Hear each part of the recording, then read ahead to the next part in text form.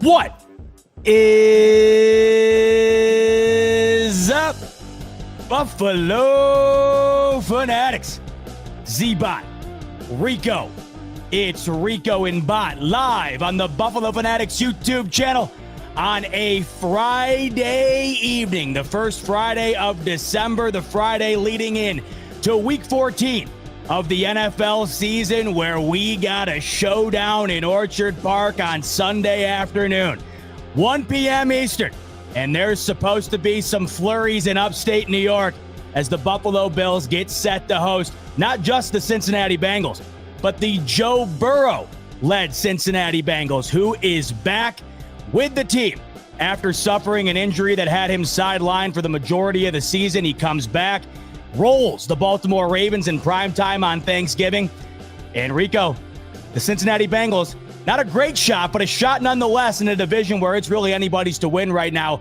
Every week's a playoff game for Cincy. This game, no exception. We'll be talking with Zim Ace from Cincinnati about what we can expect on Sunday. But Rico, are you ready to rock? Are you excited for Sunday afternoon? I am excited. I am excited because, I mean, this is one of those opportunities you get a chance to, chop it up with someone that, is passionate about their team the way we're passionate about their team. But there's a difference I find it very fascinating. When the Patriots were, trying to find themselves, they had that bravado. I never understood it. The Cincinnati Bengals they're teetering. They're still alive. But boy, is this game so important for them. So if I were them, I'd calmate just a little bit, because you don't want to go, with your feelings hurt. So we're going to see how these guys feel. I like the Bengals. I respect the Bengals. I think they were going to be one of the most dangerous teams last year, but they just missed it. So maybe that window opens up for them today. But we'll have a good opportunity to see where their heads are at. Are they humble, or are they really ready to crash out and let us know how they feel? So I'm looking forward to it. Well, let's find out. Let's bring in the boys, Zim and Ace from Cincinnati, doing their thing, covering the Cincinnati Bengals.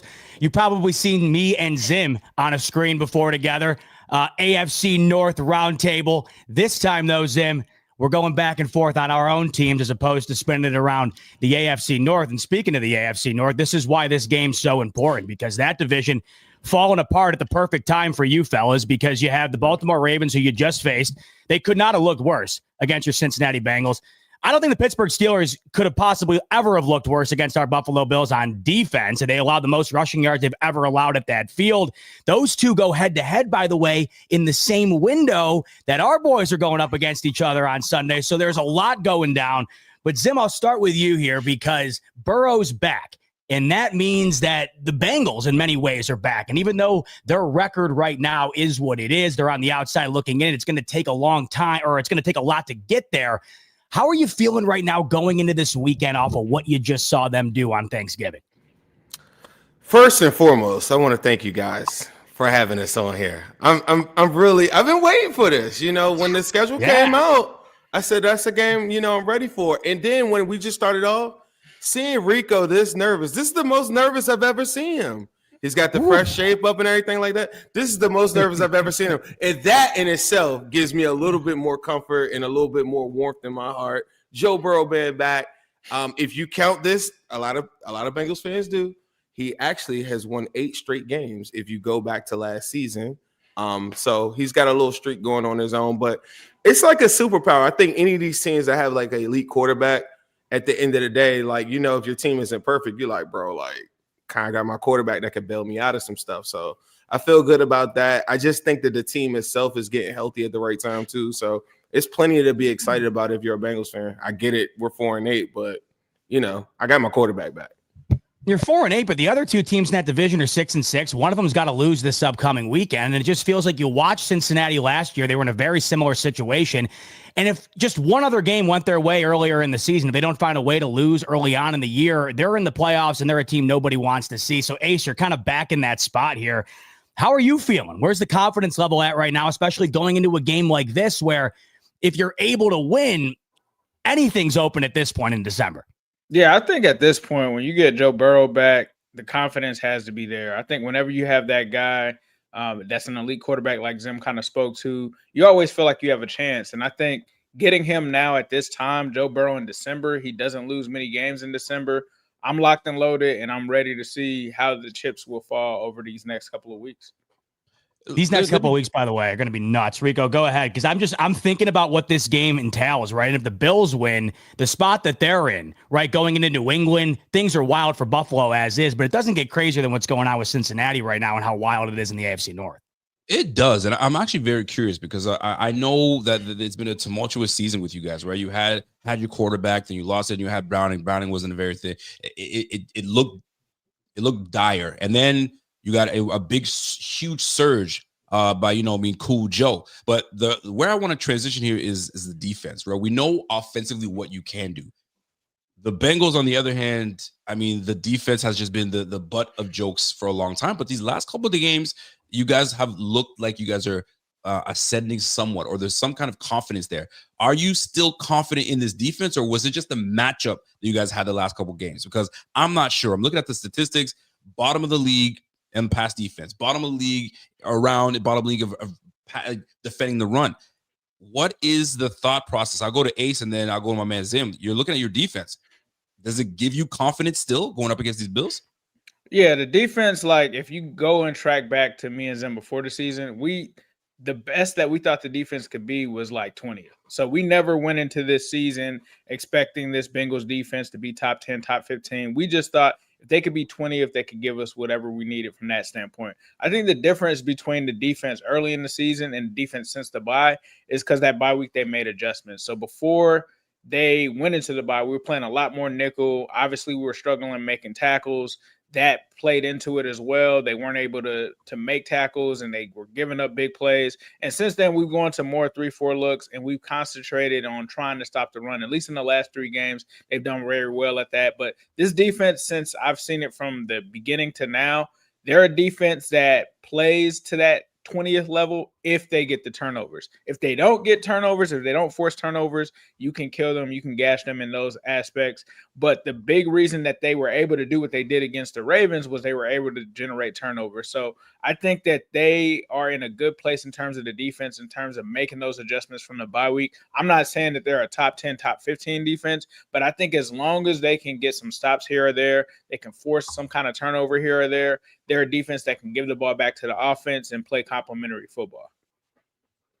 My man Zim, are you feeling the same way?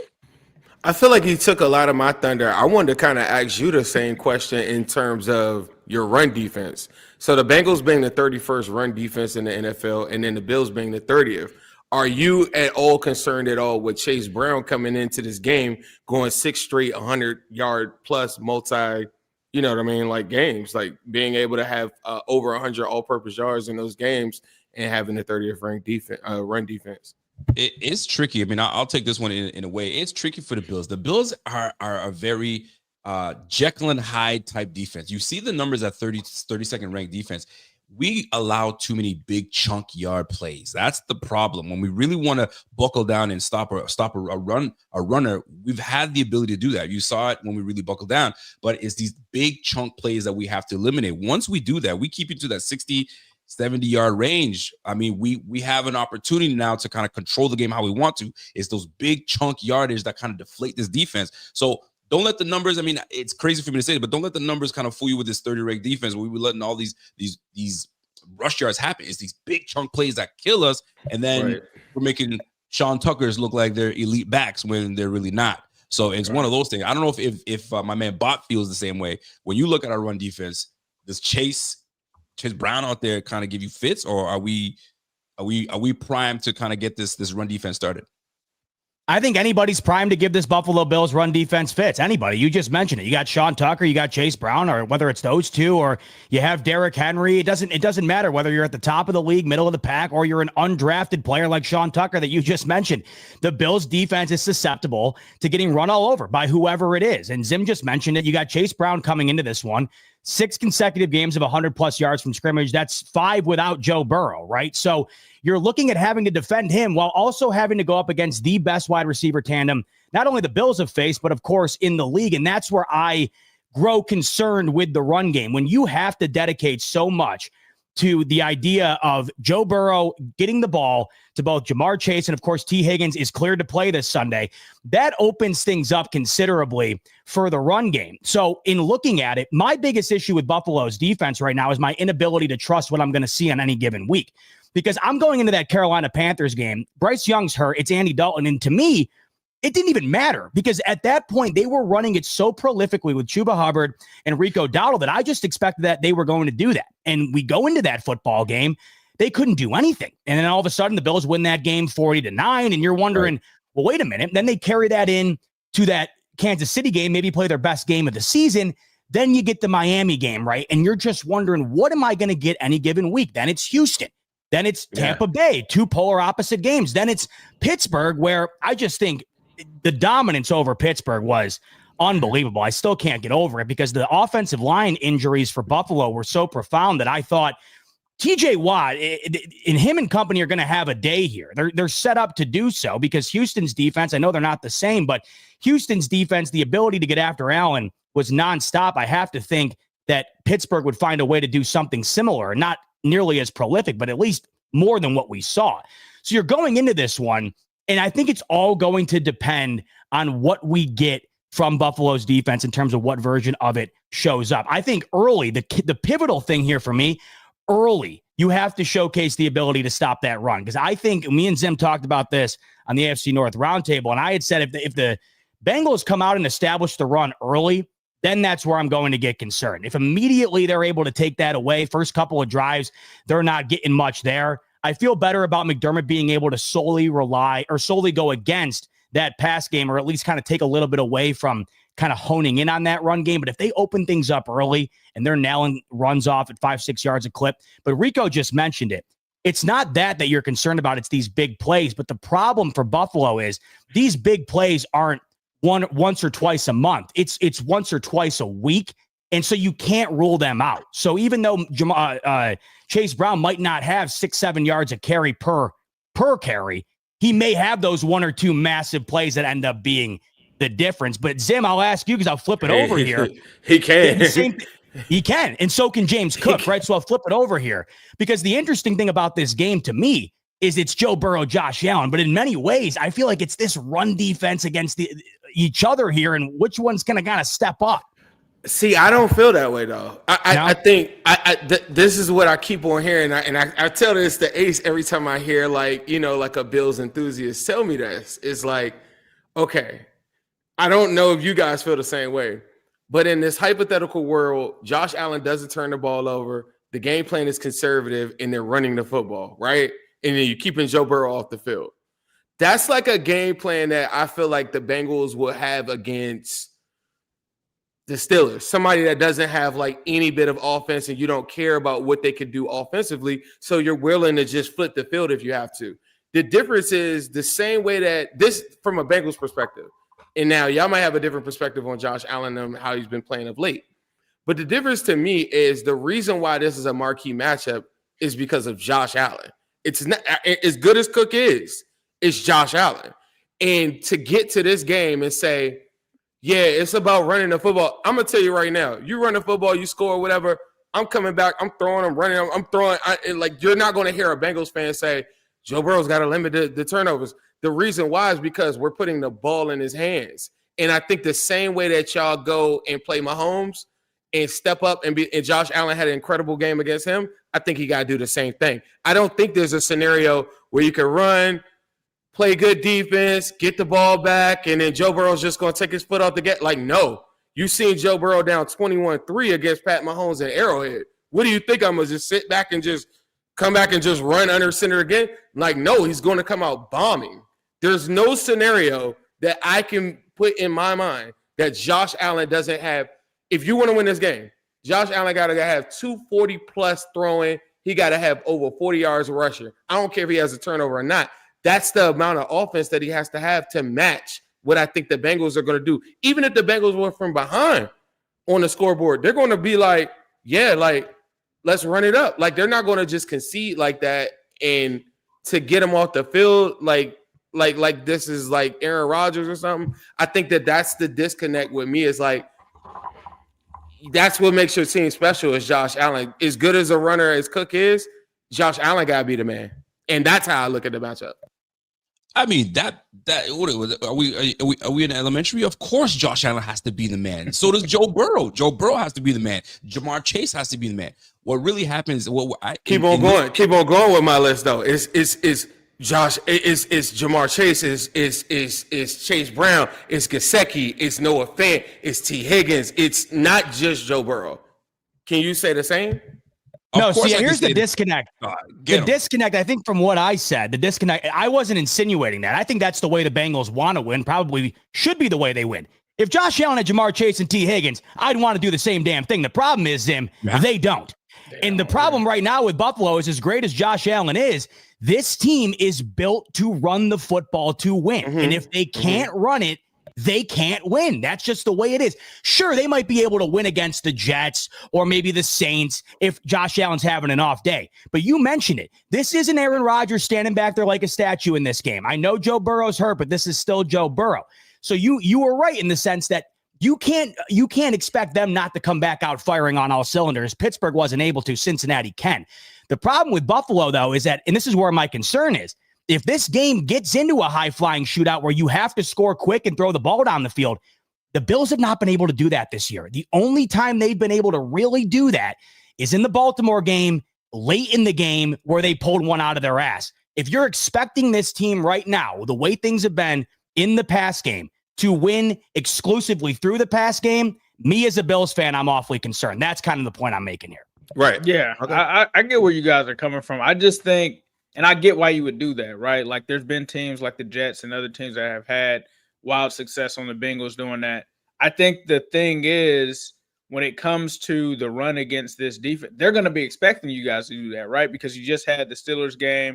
You know, we're seeing Josh Allen throw for like 100 yards. That's not typically normal. So I think that plays into the Bengals' hands a little bit defensively, at least early in this game. They're going to be loading the boxes. They're going to be sending blitzes and stuff like that to try to help slow down the run. And I think if you do get into a position where we go up 7-0 or something like that, that's where Zim is saying, like, you're going to have to get up out of that real quick and get to Josh Allen throwing the ball just to stay in the game. But if the Bengals, the only way that formula works for you guys, I think, is if the Bengals come out and they start slow like they did against the Ravens last week. If it's a situation where it's still close and you guys can run the ball, I could see how you guys would want to lean on that. But this offense, like, they haven't, Joe Burrow, Jamar Chase, and T. Higgins have not played together since week 2. So I don't think, and I think about Joe Goodberry's like little comedic kind of skit that he did where it was like he's looking at the goblin face and he's like, run the ball, and he's like, fuck that, I'm gonna bombs away on this. Like, it's like Joe's coming for blood in this game. So I get why you guys would do that, but I think Joe's gonna go for blood. I don't think you're gonna see the Bengals come into this game, even though we're running the ball well. I don't think that you're gonna see them handing the ball off as a strategy against Josh Allen in this game, just because they know what they have to do to try to open up both things. And I think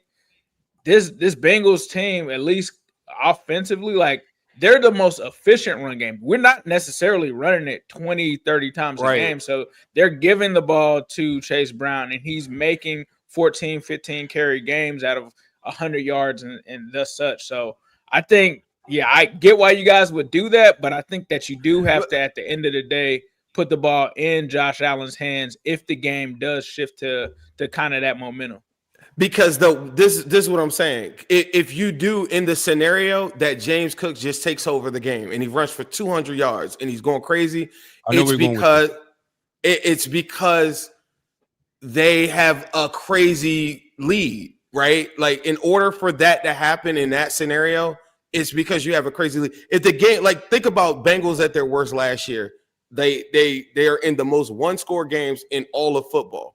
Do you know all those scores and all those games all have one thing in common? It's like Joe Burrow's always returning fire. The defense would give up 14, 21 points in like 2 minutes, and then he just comes right back. And the reason why he was involved in the most one-score games last year, and there was a stretch, we lost 3 games where the opposition, where we scored 100 points and lost 3 games in a row, right? But the known constant in all those games is once you score or you have success, he's coming right back. So like this concept of Cook running for like 200 would be like some dominant performance. Joe Burrow stayed off the field. He went 3 and out when he came. That's the scenario. To me, a better scenario, in my opinion, is the Bills. If Kincaid is healthy enough, the tight ends come out there and unleash hell on the Bengals. Like, that's the tight ends for the Patriots. I didn't think the Patriots looked good at all, but Hunter Henry went crazy in the game for like almost 100 yards, and ultimately they won the game. I think they had a pick 6. They only scored 20 points. That was like 2 weeks ago, right? It's one of the best pass offenses in football. Travion Henderson runs for like 30 yards. Like, all of these scenarios that involve James Cook like taking over, that would mean you're up to me like 14 plus points, and Joe Burrow is just like, I don't know. I've never seen that. I've never seen that game from Joe Burrow. I just never seen it. Zim. Hold on a second. Let's go back to this Bengals defensive yards. I keep hearing about what He's gonna do. I keep hearing what Joe's gonna do. We know they're gonna get theirs. But you got to still defend Josh Allen. You still got to defend James Cook. You still got to defend Kincaid. I know y'all love Kincaid. And that middle of that defense of yours is I don't think Kincaid's going to play. You don't think so? I think he is going to play. I think he's playing. Okay. And I think he is. But let me keep going here. I still got to look at that Bengals defense. Y'all been allowing 30 points, almost 30 points a damn game. You guys are not very good at defending the pass on third down defense. So you have 17 back there and James Cook with that soft defense. So it will turn into a back and forth. You are playing in Buffalo, right? So there is a little bit of juice. And here's another thing, too, that does factor in. We are in must win, right? We know we have not done well against the Bengals. The Bengals have had their belt out ready to go. So the Bills have a little bit more motivation going into this. So it's not going to be sweet for y'all coming in to Buffalo and you're going to toss it all over the place. There is a little bit of motivation, and I'm looking at that defense, and I don't see anything that scares me on the back end, in the middle. Trey Hendrickson's not there, so there is a big pass rush surge that is missing, right? Dion Dawkins does return, so there is a little bit of fortifying of the line. Spencer Brown could return as well. They're all kind of a little banged up.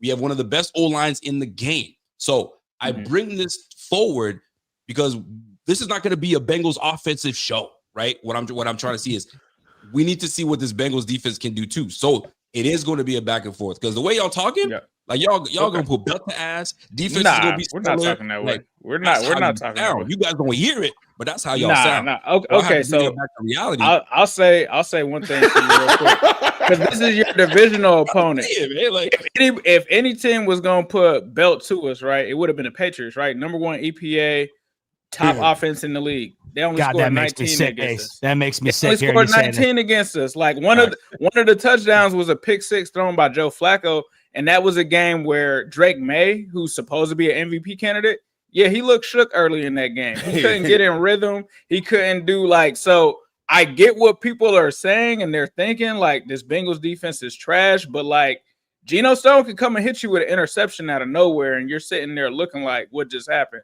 So that's all I'm saying. I'm not saying that this defense is amazing and they're going to put belt to you guys, but with Josh Allen, I think the thing that people have talked about is Josh Allen is on a turnover streak, and you're going against a team that can generate turnovers. I'm not expecting us to shut you guys down. You guys are going to get big plays and stuff like that. I'm just looking for, if they're trying to run the ball and Josh Allen goes out and you guys have a 3-point lead and he throws a turnover, that's what I'm looking for. That's the opening I need for Burrow to get out there and try to get a lead and something like that. So I'm not expecting this defense to put belt to you guys, but I do like my chances with getting a turnover. I do like Geno Stone or somebody like Jordan Battle. Like, yes, they are young, but they are some guys who have been able to make plays for this Bengals defense when they've needed it.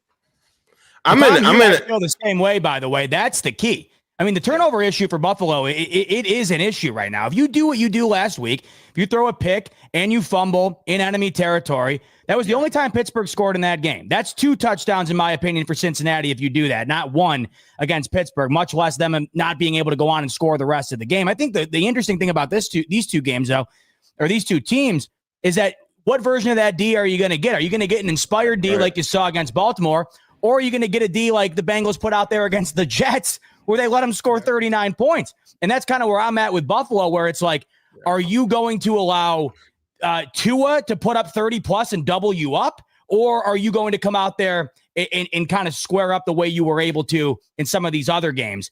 That's the key here, right? And that's why I think the defense is so pivotal in this one, because both of these defenses are so susceptible to having or to being exploited, right? And you have the players to be able to exploit them. Right. I think, all right, imagine I came on the show and I was like, yeah, this Buffalo team is the same exact defense. It's been the whole entire season, right?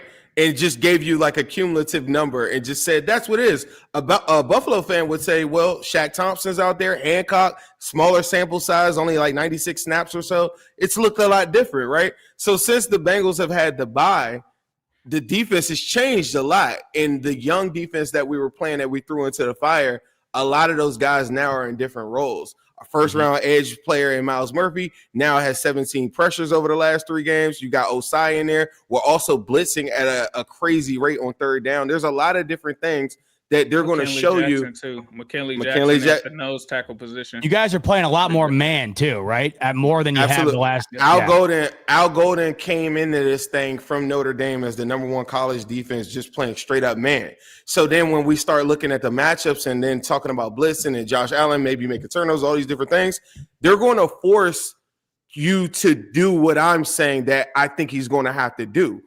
They're going to show him 7 and 8 man boxes and say, okay, are you processing what you see? Are you going to check out of this and get into a pass play? Or you're going to hand it off to James Cook in the 7 and 8 man box? You might say, well, who the hell would run up like that? Okay, on that outside, DJ Turner has been one of the best cornerbacks in football. I like that matchup on Shakir. I like that matchup on any of the wide receivers. On the other side, I like Dax Hill versus, I don't know, Cooks, Keon Coleman, any of those guys like that. So that's the reason, and that's the difference in what I'm feeling or what I'm saying I think that we can exploit is like those are the matchups that we like. Is like I know that Cook is a good running back, right? So I'm going to respect that and I'm going to load the box up. And what you want to do that point, though, is it not what we're going to let you do is what I'm saying. And if you want to do that, run into the box and then see where we go from there.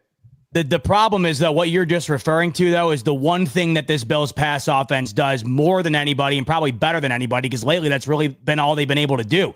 Short passing. And I think when we're looking at Cincinnati's D, that might be where they're most susceptible. They're the last in the league against short passing. The Buffalo Bills, if you were to define their pass game by one word, it would be short. I mean, that's what it is. We in this fan base, we've seen the Khalil Shakir screen enough times to last us, mine, my daughters, or my grandkid, their lives combined. But in this game, that's where I think, to your point, I don't even think Josh Allen's going to have to nuke the ball down the field. And they haven't really been able to do that this year. This is one of those games where I do feel like Shakir, who you mentioned, this could be the time to have a game because of the susceptibility of that short passing defense. He just has to be his one-on-one matchup with one of the best corners in football, DJ Turner. So that's what I'm saying. Like, if you're going to exploit something, okay, somebody has to. I think the difference is this: you're saying that Shakir and company are going to have to do something that they haven't been doing, and I'm saying the strength of the Bengals. The one thing is, I don't think that they've been playing the run that well, right? As you guys kind of laid out. But I like my one-on-one matchups with one of the best cornerbacks in football. I don't think that that's a strength of yours. And I think a competent defensive coordinator is going to line it up like that. They're going to dare him and say, throw the football to those guys. And we're not going to show James Cook a light box throughout the whole game. If Gabe Davis can beat a guy one-on-one at the line of scrimmage, then so be it. If Cooks beats a guy, like, you know what I mean? Like, and I think that that's how we would play it. And that's where I'm like, I don't think the game will go exactly the same way as like what just happened, I guess. And I think we're more worried about deep passes in terms of those becoming explosive plays, because you can get those passes off on this Bengals young secondary from that standpoint. Now, obviously, like a lot of the short passes, if they don't make the tackle, which they have struggled with that could potentially be an issue. But I think we're more worried about the explosive big play passes from you guys from that standpoint. So if you guys do keep it to the short, I think that actually helps us a lot more than you guys taking deep shots against us. I mean, it is going to be one of those games where, at the end, I think we both agree with this. We can't give the ball up. You guys are susceptible to giving the ball up. Josh, the last 3 games, has given the ball up. But here's the difference too, right? You were talking about the defense has changed since the bye. Josh's I guess, aggressiveness has changed since. He's been playing it safe. Last year, he wasn't turning the ball over. So I feel like he was trying to keep that up. At this point, he's ready to kind of let it loose. So he's okay with giving a pick or a turnover here or there, but at least giving a chance and I guess threatening your defensive backfield or your young guys. We're going to see if we do that. That hasn't been our strength this year. So we'll see if they do that. So this is going to be a tough matchup. It's going to be a fun one. It's don't turn the ball over. Don't turn the ball over. Run that football, something we do very well in running that football. 7-man, 8-man, do it at your own risk because 17 will clock that. And then you know what 17 does. 17 does. So it's going to be fun. But I know both teams are desperate for a win. You guys, this is it. Y'all need this win so you can kind of keep those hopes alive. Oh, yeah, absolutely. So it's more of a must win for us. I don't know why. I don't even understand why you're saying it's a must win for you. Y'all need to give us the win. There is no like I don't understand it. Like, oh, we want it so bad and we don't want the page. Like, you'll still get in the playoffs. Just give us the dub. Just to go over this, Joe Burrow in the month of December and January, 18-4. Josh Allen in the month of December and January, 21-9. Yeah. So these are two quarterbacks that know how to sling that rock and when it gets cold outside. So that's what I'm looking for. I get it, the James Cook one. I can't wait for this to play out. And I think what I'm saying is going to hit home a little bit more because you need a substantial lead, in my opinion, to keep Joe Burrow from putting pressure on it. Like, he's going to keep on coming at you. There is no, I'm going to run the football and sit on the lead. That's not happening against the Bengals, bro. Can you run on the Bengals? Sure. But you better score. Go get your points. Because running and walking out of there and saying, yeah, we ran for 140. Yeah, and I threw for 3, whatever. Like, it's not going to work for you. Like, you're going to have to throw. It's gonna be a fun one, man. But listen, man. We can't let y'all have this one. I'm gonna just tell you that. We just can't let you. Let y'all have this one. We're gonna be out of the playoffs when we do.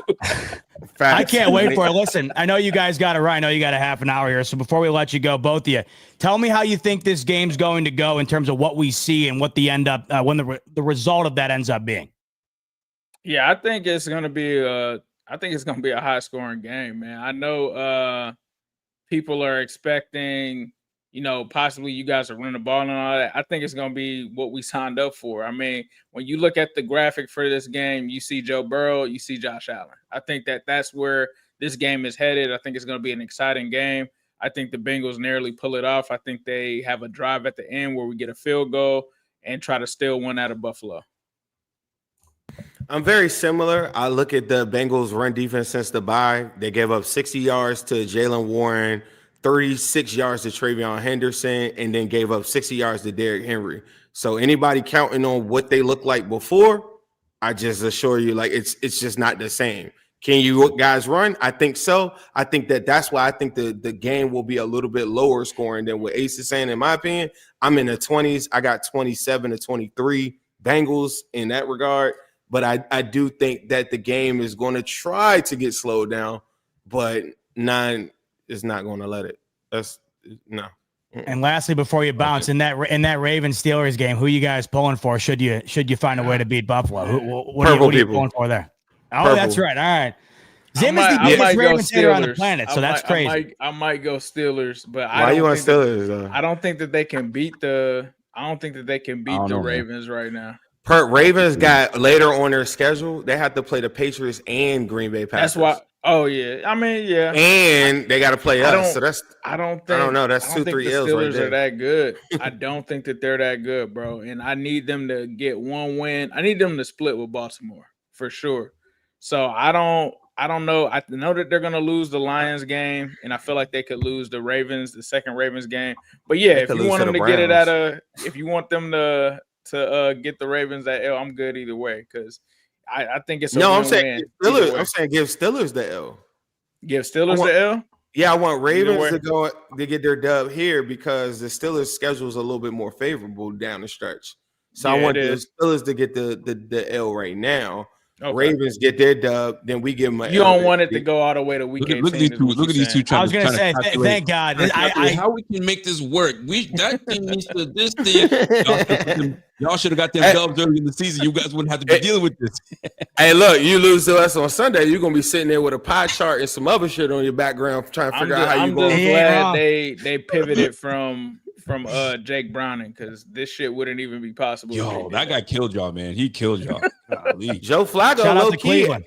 People keep on saying Joe Flacco. Joe Flacco won one game. Yes, he looked really good in a bunch of those games, but he looked really ass in the last two. And I thought he sold out. Like that Patriots game, I think if Burrow played in that game, I think our chances. I thought that we should have had Joe in that. We should have let him play. I didn't want to. Yeah, I didn't. Flacco sold at the end. Them last two games that he had, go look at them. Yeah, them games. Those are not good games.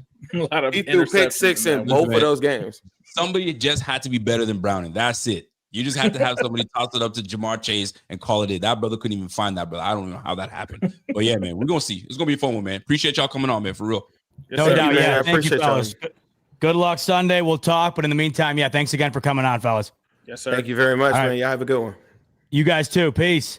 That was Zim and Ace from Cincinnati. A couple of good dudes there covering the Cincinnati Bengals. And look, I mean, listen, I think that this is what happens when you have a quarterback like Joe Burrow come back. I understand the excitement there for him. I really do, because you go out, you whip Baltimore, and we know how good Joe Burrow is. I just can't get past this idea that the Bengals defense has completely revolutionized themselves since the bye. I mean, they've been better, but metrically, they're still ranking out nearly dead last in almost everything here.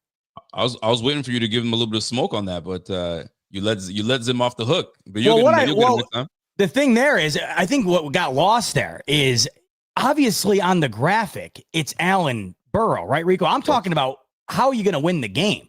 And I think if the Bengals were to go in there and maybe just run the football, that might not be their best bet, because I think if the Bills are able to take away the run and they keep going to it, I don't know why they do that when you have Chase. I mean, Jamar Chase, what did he have? 14 catches with Joe Flacco out there. I mean, you have the best wide receiver tandem in the game. That's not my point here. My point is the Bills are built to run the ball. The way to win the game is to run the ball. It's not necessarily go out there and fling it around because it's Josh Allen, Joe Burrow. I'm trying to win the football game. And in my opinion, the Bills' best chance to win each and every game is that offensive line dominating in the trenches and them having 40 minutes of time of possession. That's how you win most games. I don't care who you're playing. Which is really wild to me, because like for a team that passes the ball extremely well, you're going up against a relatively good pass defense. So, and if you run the ball at a decent clip, Chase Brown is not a big time speedster, nor is he a big time back that's physical. So I fail to see where I mean, obviously there are advantages at the receiver position, but collectively as a passing defense, bro, bracket Jamar Chase, you know what I'm saying, with a little bit of love thrown to T. Higgins, and then Shaq Thompson holding down the middle, we should be able to corral that run offense. So now, Joe Burrow, you're gonna have to force to some windows. The only challenge that I think that we may have going into this game is, are we gonna get enough pressure on Joe Burrow? That's a huge issue. Right. Do we get to him enough to at least move him off his spot? So now he's jittery. Now he's not throwing the football as strong and as well as he would like to. That's my biggest gripe right now. So, I mean, hopefully, something gets turned on. The light turns on in Buffalo on the defensive front, and away we go. But no Bosa. I didn't even want to bring that up, but no Bosa. Right? Vanessa's banged up. Ugh, golly, it's gross. It's absolutely gross. So we'll see. The thing is, too, is the Bills don't need to have this insurmountable advantage on the scoreboard to run the football. I mean, they were down at half against Pittsburgh, and they wound up running for the most yards they ran for in that building, right? I mean, they're going to run the football if the game's close. What I think he probably should have said, or maybe meant to say, was if the Bills are down 14-0, yeah, then that's where they're probably going to bail on the run. But we've seen that's the biggest key here for Cincinnati. How do you think the Atlanta Falcons won that football game? How do you think the Houston Texans won that football game? They got an early lead. In the second half, the Falcons didn't do anything. In the second half, the Texans didn't do anything, but the lead they built early on was enough to win the game.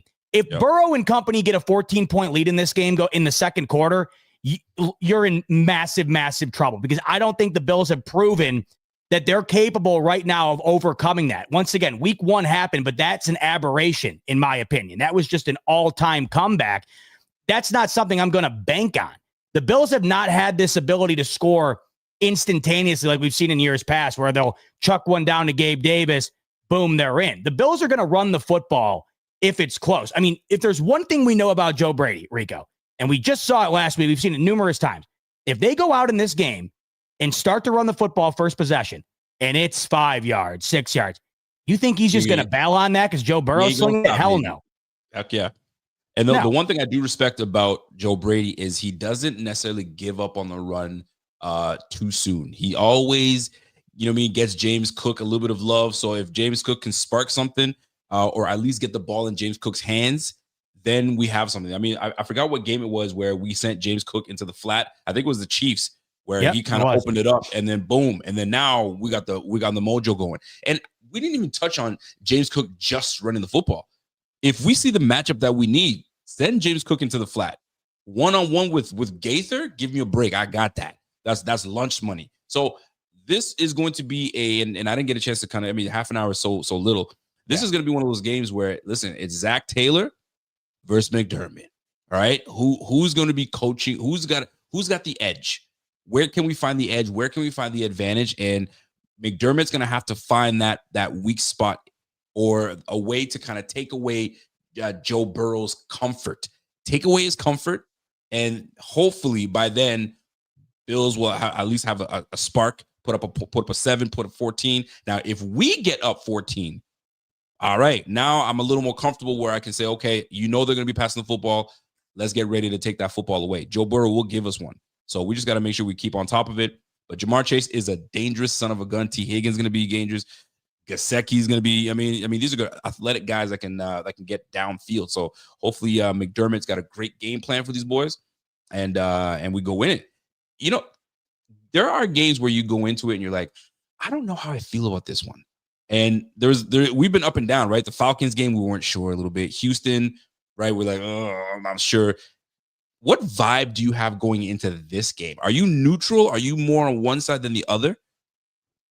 I'm very unsure. I think I've said this. I'm going to be unsure for probably the rest of the year. Okay. I've been given no reason to not be. Every week, I mean, once again, let's just be real here.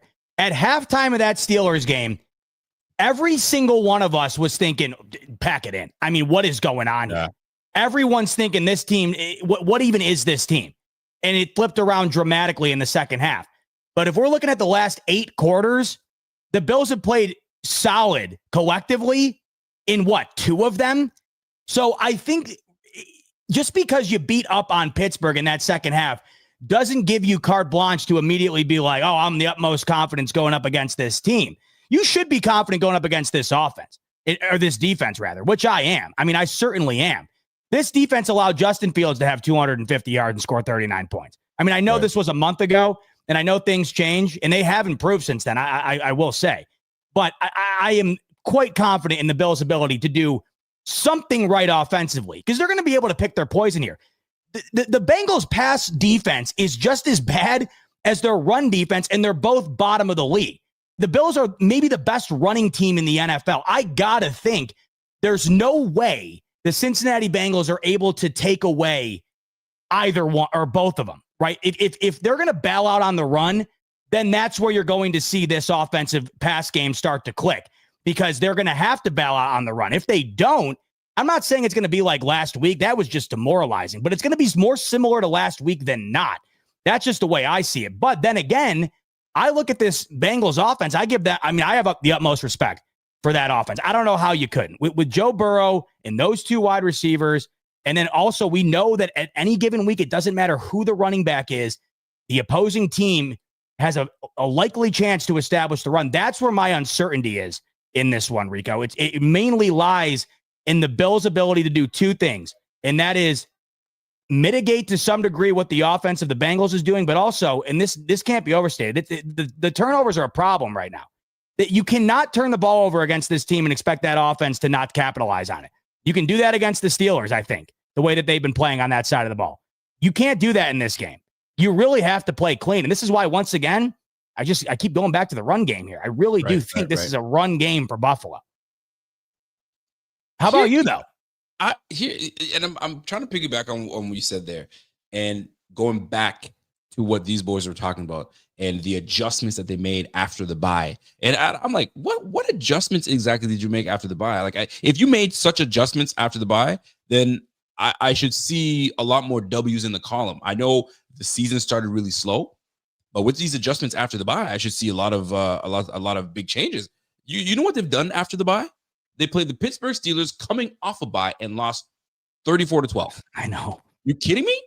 And then you go up against New England, and then obviously didn't have Jamar Chase. I think it was that's the game they didn't have Jamar Chase that game.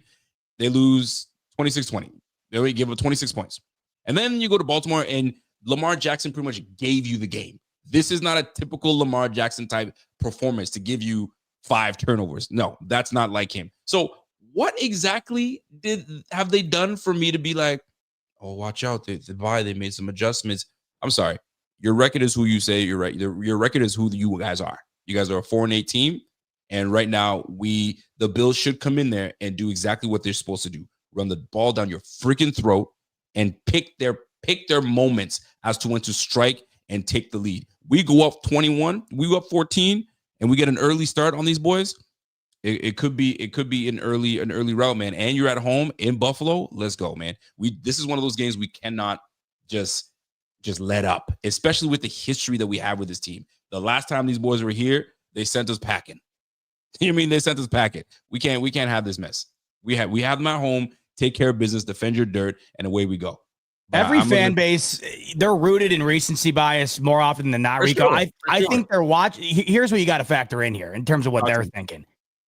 You have the combination of Joe Burrow being back while also really destroying Baltimore on a primetime stage. But you nailed it.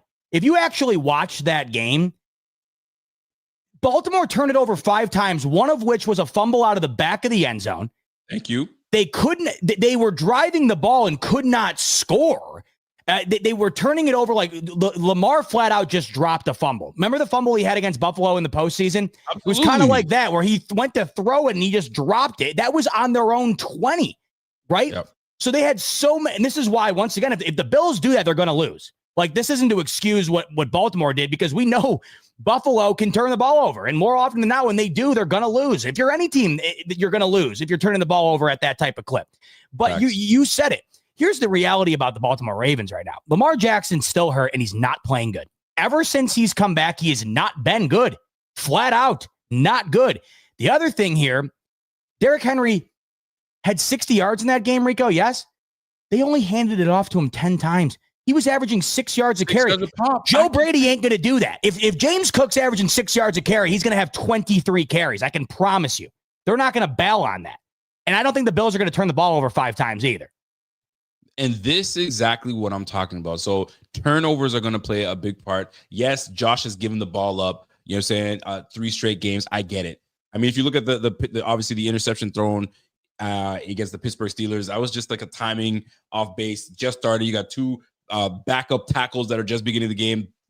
I give it away. That's fine. We gave that up and they didn't do anything with it. So all that being said, there have been some improvements on our side of the defensive side of the ball. Ever since McDermott started taking over play calling, I've seen a difference in what we've been able to do. Have we been consistent?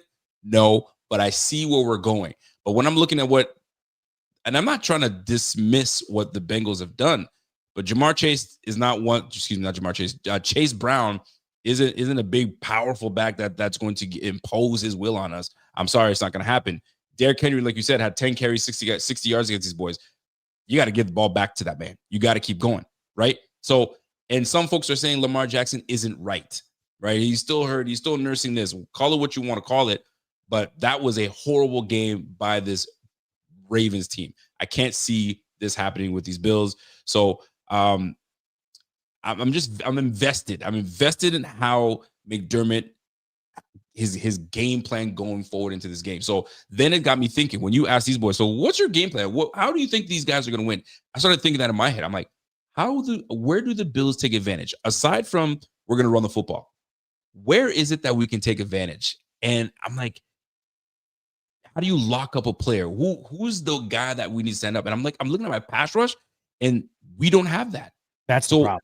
Where do you think, if the pass rush is not coming, where's our advantage other than obviously we're going to run that football? Do you see anything else that's standing out there that's got us somewhere?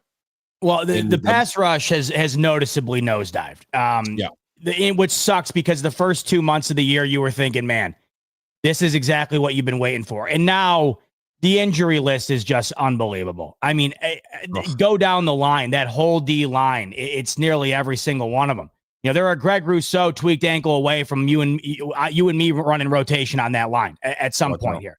So the pass rush is one thing I will not rely on. The only person really you were confident in making an impact would be Joey Bosa going into this one. I mean, obviously Greg Rousseau too, but now that you have Bosa eliminated, far more focus can be on that of Joey Bosa, right? Of Greg Rousseau.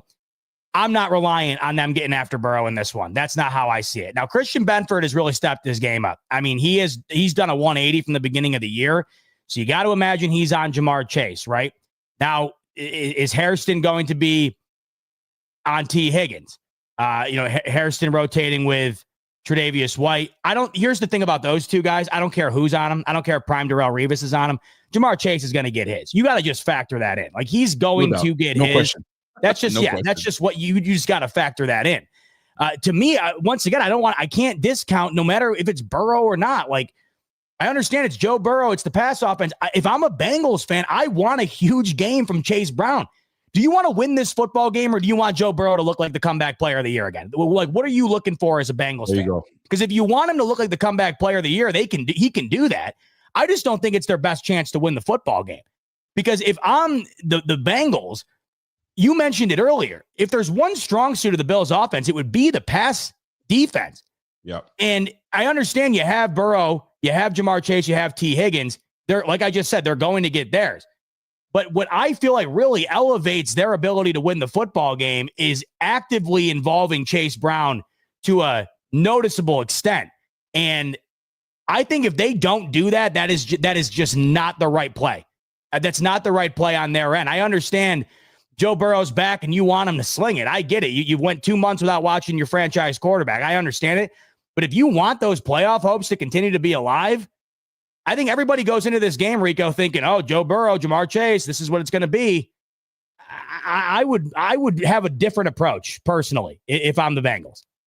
And if I'm McDermott and looking at what approach should I take, and you don't have your pass rush, you're going to have to blitz. You're going to have to find by these exotic ways to bring the pressure on him. Now, does it have to be all the time? You can't make it all the time because you can't leave that brother on an island. Jamar Chase is too damn good to be on an island. Joe Burrow is too damn good. And that chemistry between these two guys is just too elite. So tall task ahead for McDermott, especially not knowing what you have at your pass rush. I mean, have you seen what we're going to be rolling with in this game? You got I can only imagine. Greg Rousseau, AJ Epinesa, Deion Walker, Daquan Jones, Javon Solomon. And Epinesa's banged up too, right? So it's like he's not even 100%. Man, oh man, oh man. So, I mean, look, you might even get, apparently they've been using TJ Sanders a bit on the edge to get after it. But I mean, you're using a defensive tackle to muster some pressure off the edge. This is when you're just beat up. You're just beat up. You're banged up. But it should be a good one. And when I was looking at the statistics going into this game against these Bengals, and I was like, how bad are they really on defense? And I get it. The last few games, they claim Zim and his boy Ace. They claim that we've improved, bro. You guys are still allowing 31.2 points a game. Yes. You guys are still allowing 410 yards of offense per game, dead last in the league. You guys are still allowing 6.3 yards a pop, dead last in the league. Come on, fam. Like, really? And this game is in Buffalo too, by the way. I mean, that needs to be factored in. This is in Buffalo, right? And how well do they run the football? First of all, they don't run the football very much. They run the football 33% of the time, dead last in the game. So they're going to want to throw the football. How can you not? Like 3/4 of your the money on your team is going to 3 players. So you better get your money's worth. So they're going to have to be throwing the football. So these boys better be prepared, right? Max Hairston better be prepared. My man Benford better be prepared. Trey White, we have to be prepared. So they're going to try to chuck that football. 30 seconds, they don't run the football a lot. So interesting how that's going to play out, right? So defending the football, 22nd, 29th, 29th, 31st. I mean, come on, man. Like this is my man should be licking his chops, ready to run the football. And I hope this O-line is prepared to just play some bully ball. And the ideal position to be is to bully them all over the field. Jamar Chase has hardly any time, and we treat him like old man Aaron Rodgers. We got no choice. That's exactly what we're going to have to do with these boys. And I'm like, okay, what's their passing defense like? Because I'm like, okay, we as an offense haven't been able to pass the ball as much as we'd like to, but statistically, we're pretty decent. These guys over here, they're allowing their quarterbacks to complete percentage 65%. They're allowing their opponents to throw for almost 8 yards a pop. Guess what? Josh is doing 8 points, 8.3, 8.4. So we're going to be in an advantage in that regards, right? 256 yards passing defense per game. Dead last in the league. Come on, man. So we are going to have to strike quickly, and we're going to have to and put points on the board. And I think this is where we got to take advantage, right? Right there. It's right there for you. Run the freaking football, bully them, and get Joe Burrow to sit on the sideline. Let's go, man. I get it. I'm excited for this. And I'm looking forward to seeing what this team's going to look like. And we play at 1 p.m. This is a loaded weekend of ball. I mean, this is tomorrow's championship Saturday. Doesn't get better. You got the SEC championship, Big 10, Big 12, all that great stuff. And then Sunday. I mean, at the 1 p.m. Eastern, you got this game. You have Baltimore in Pittsburgh. That is a playoff game. You have Green Bay, Chicago, which is just phenomenal. And then Sunday nights for these two teams' seasons, in my opinion, Houston and Kansas City. I mean, that's essentially a playoff game too. So I just got chills. I mean, this is about as good of a early December slate as you're going to see. You know, as cliche as this sounds, and it is cliche, but I don't care because I just genuinely believe this. The best defense in this football game for the Bills is they're going to be their offense.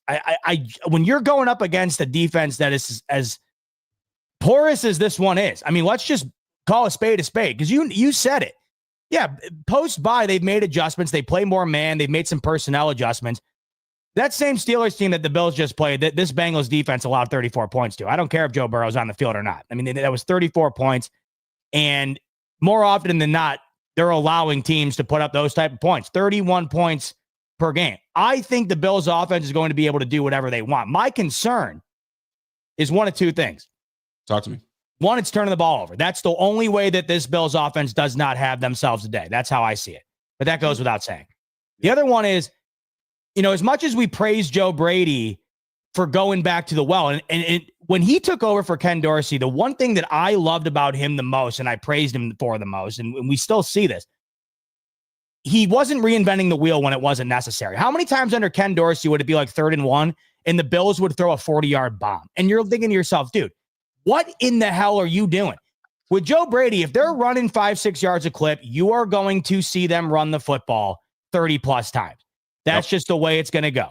So my concern is, for as much as we praised him for going back to that essentially the same couple of run plays against Pittsburgh, I don't want to see them try and do that again in this game, have it not work, and then him continue to try to do it because it worked last week and he knows the Cincy defense has not been good against the run. If that's not there needs to be an adjustment, because I could see them wanting. Why wouldn't you want to go out and do the same thing here, Rico? Because statistically, the Bengals' run defense is worse than that of Pittsburgh's. Why wouldn't you want to do the same thing? I'm just saying, if it's not there, you certainly got to go out there and see if it is there, because that's what they're going to want to do. If they can do that, why wouldn't you do that? I'm saying if it's not there, there has to be the ability to pivot from that, because I don't want to see this team try to continue to go to the well if it's not working. But I do think, like I said earlier, between the pass game and the run game, I don't see how one of the two isn't on fire in this game. The Bengals defense is not good enough to take both of those away. And I feel like there's a lot to do. I mean, Walt said it earlier. I've been thinking it since Sweet Lou left, but Lou Anaromo gone to the Colts. That changes the philosophy that these guys had. I think Lou had such a great defensive plan for Josh Allen and the Bills. We just had problems. Now, I don't know Al Golden well enough to know that if he's going to be that guy, but very interesting nonetheless. But you did touch on something of you're not sure. We're gonna have to pick our poison of where we're gonna go to it. And I think Brady is just a balanced guy, so he's gonna find out where that advantage is. Take full advantage, and we're gonna keep it that way. So I know you're checking on the baby or what? I'm good. No. You're good. So here's a question for you. I want to kind of pivot a little bit because I want your thoughts on that. We're going to talk more about this game, obviously pregame, so we don't want to give too much out now. I do want to talk about our guy, Brandon Beane. I need to talk about our guy, Brandon Beane. Did Brandon Beane fumble this weekend? Excuse me. I guess this last couple days. Did he fumble this? Was this an epic failure by Brandon Beane by acquiring Darius Slay and then having this thing blow up in his face where Darius Slay does not report? And now the Bills are forced to put him on the retired did not report list. And on top of this, the Bills lose a player that they developed the last 3 years and now is on an active roster with, I believe, the Houston Texans. Talk to me on your GM, my GM, the Bills GM, Brandon Beane, on this weird roster acquisition that just came out of nowhere. Beane has had himself a really bad last couple of months. I don't think there's any other way to put it. Brandon Beane has lost a lot of fan favor over the last couple of months. I think it's obvious. I've never seen, there was a lot of I want McDermott gone talk. You never saw as much with Beane. It really wasn't nearly as on fire of a seat as McDermott's felt to be. Here's the situation here with this Slay and Ingram debacle. You can't control what Darius Slay wants to do. And I even said this when it happened. I said, I bet you there's part of this guy that he's this deep into his career. It's late into the season. I bet he doesn't want to just pick up and move. What do you know? That's what we wound up kind of coming out and hearing here. We kind of wound up finding out he doesn't really feel like moving. And we don't think about the human element a lot when it comes to moves and the sport itself, but it's certainly something you have to factor in. And I get it. When you got half a foot out the door to retirement, you might not want to move to Buffalo in December against your will. I do get that. Brandon Beane can't control that. The problem is it doesn't matter because Brandon Beane still made the move, and that's a risk you take. The risk you take is acquiring an old veteran that may not be fully bought in, may be at this point in his career where he's saying, I'm done. I mean, if you think about it, Jordan Poyer wanted to come back to Buffalo. Gabe Davis wanted to come back to Buffalo. All these guys wanted to come back to Buffalo. I have no problem with Darius Slay maybe not wanting to go to Buffalo at this stage of his career. It's not because he doesn't want to win. People are framing it like that, where they're saying, oh, this is an indictment on the Bills organization because they know they're not a championship caliber team. Right. I don't see that. I don't think that's the case. Because I think if he wanted to win a championship, he'd have no problem coming to Buffalo. I just don't know if he's completely bought in and wanting to play right now. But the problem here is that it does not matter because Beane made the move, and the move he made wound up entailing the loss of Jamarcus Ingram. And here's where I think the biggest indictment lies. Okay. Sean McDermott's press conference when he's asked about this. And you can tell visibly how upset he was about it. And what that tells me, and maybe I'm reading a little too into it, but this is how I read it. There's a disconnect there. There's a disconnect between Brandon Beane and Sean McDermott because is he that angry visibly about the situation if he was well aware about what was being done ahead of time? That tells me no. So I'm looking back at the track record here of the last several months for Brandon Beane. You go on WGR, you get in an argument with Jeremy and Joe about the wide receiver room. Now that's a viral sound clip on a daily basis. You go into the trade deadline, you don't make any moves whatsoever. We come to find out that Jalen Waddle was there for the taking, but apparently Brandon Beane didn't want to swap the first round draft pick, so that didn't get done. You know it's an issue because post-trade deadline, Brandon Beane acquires Mecole Hardman and Brandon Cooks, right? So you know the wide receiver room needed additions, just didn't happen at the trade deadline. And there seemed to be some sort of pursuit from a PR perspective to try to gain favor with the fan base in saying, hey, we tried to make a move. It just didn't work out. But it wound up doing the opposite because when the fan base found out that Jalen Waddle was potentially there, but it didn't get done, it made things worse.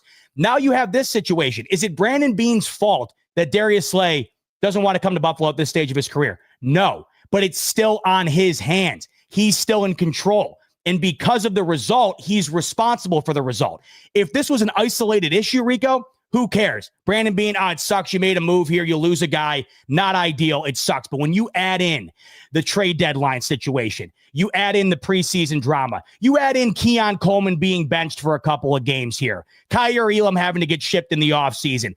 The list is building here, Rico, and this is why, yes, this is a bad look on Brandon Beane, and I think it's one of several here over the last year or so, to where we're getting to a point now where you're seeing a lot of outcrying towards Brandon Beane and people getting really fed up here.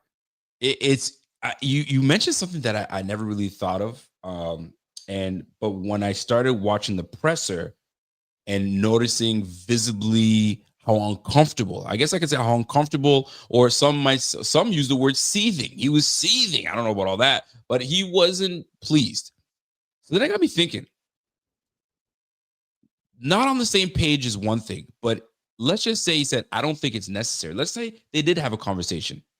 I don't think it's necessary. I think we're okay. He's a 34-year-old. I mean, I don't know. And we've developed Jamarcus, and he could be a good, yes, he's not getting all the snaps on the squad, but we've developed him. You've seen what we've done with the developments of these guys. Beane says, I'm going through with it anyway. It's almost as if McDermott's like, I told you not to do this. And look, it's blown up in our faces, and now I have to answer for this. That's what it looked like to me. And do you have to swing for certain players that can make your team better? Absolutely. I have to remind folks, let's not forget, in the AFC Championship last year, Christian Benford goes down. Who do we have to trot out there?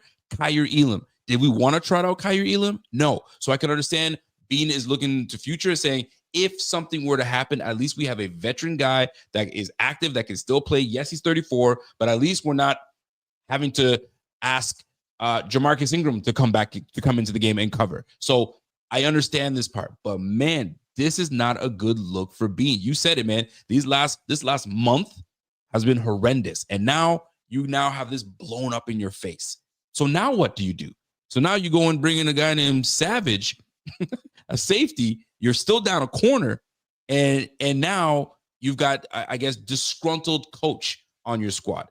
Not a good look. Not a good month for Brandon Beane. So now, how do we bounce back? I know a lot of people say, but hold on. Jamarcus Ingram was like fourth cornerback. This guy was getting, 10% snap share. What's the big deal? So what, we lost him? Sometimes it's put the business part aside. It's the human side of this thing, man.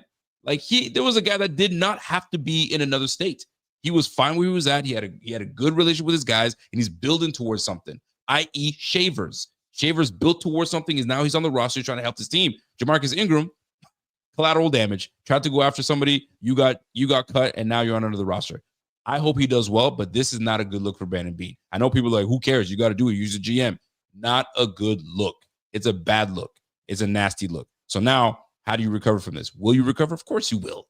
It's just the way things transpired, and now you have a player that says, I don't want to be here. So that's that. Now, here's my question to you now. Let's go to the player side. Darius Slay saying, I want nothing to do with playing football right now. I want to be with my family. I want to be with my wife and my kids. And I'm older, and I've been in this game long enough.